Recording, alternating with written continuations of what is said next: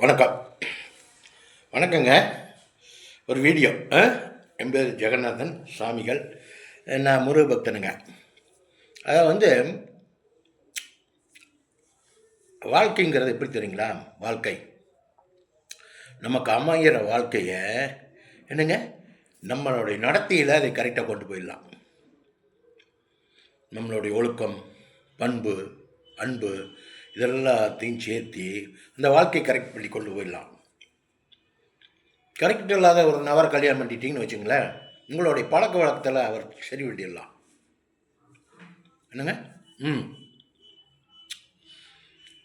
சும்மா வாதம் பண்ணக்கூடாதுங்க. வாதம் பண்ணியோ, சண்டை பிடிச்சோ, ரகலை பண்ணியோ அப்படியெல்லாம் பண்ணக்கூடாது. கோவப்படுறதுனால எந்த பிரயோஜனம் கிடையாது.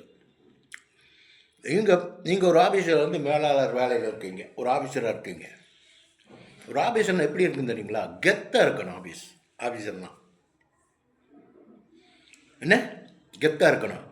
நீங்கள் வந்து ஆஃபீஸருக்கு வந்த உடனே ஏழைப்பாளைகளுடைய வயிற்றில் அடிக்கக்கூடாது. முயற்சி பண்ணணுங்க. முயற்சி பண்ணி அவங்களுக்கு உண்டானதை நம்ம கொடுக்கறதுக்கோ பண்ணுறதுக்கோ முயற்சி பண்ணணும். அதுதான் ஹெட் ஆஃப் டிபார்ட்மெண்ட்டு, அது ஆஃபீஸர். கவர்மெண்ட் வேலைன்னு வச்சுங்களேன். கவர்மெண்ட்டில் வந்து பல ஸ்கீம்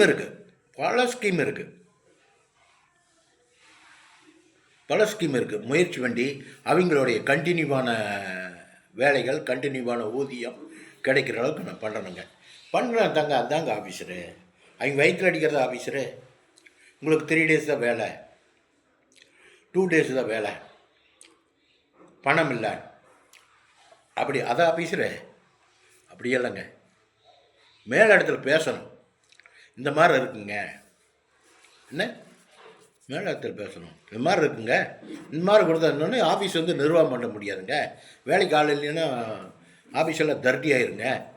நீங்கள் பார்த்து ஹெல்ப் பண்ணுங்க அப்படின்னு சொல்லி கேட்டு வாங்கி ஆஃபீஸர் ரன் பண்ணணும். அதுதாங்க ஆஃபீஸரு. வயிற்றில் அடிக்கிறது ஆஃபீஸரு. வயிற்றில் அடித்தா அந்த வகுப்பெரிச்சல் வந்து உங்களை பாதிக்குன்னு சொல்ல வர்றேன். உங்களுக்கு பசங்க பிள்ளைகள்லாம் இருக்குமல்ல, எங்கே நீங்கள் படிக்க வச்சாலும் சரி,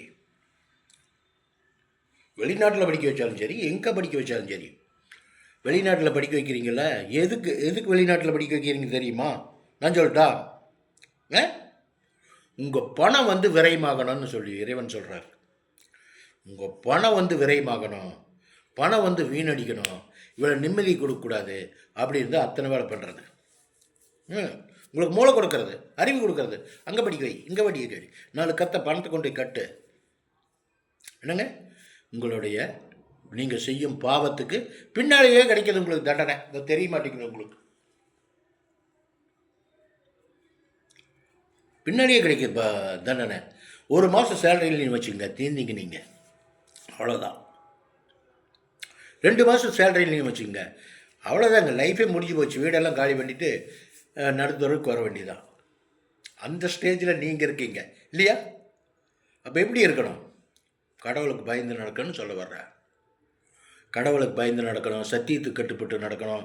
சத்திய நேர்மை, உண்மை இருக்குது, சத்தியம் இருக்குது, உண்மை இருக்குது அப்படின்னு நம்பிக்கையோடு வாழணுங்கன்னு சொல்ல வர்றேன். வச்சுட்டுங்களா? பாருங்கள். ஓகே.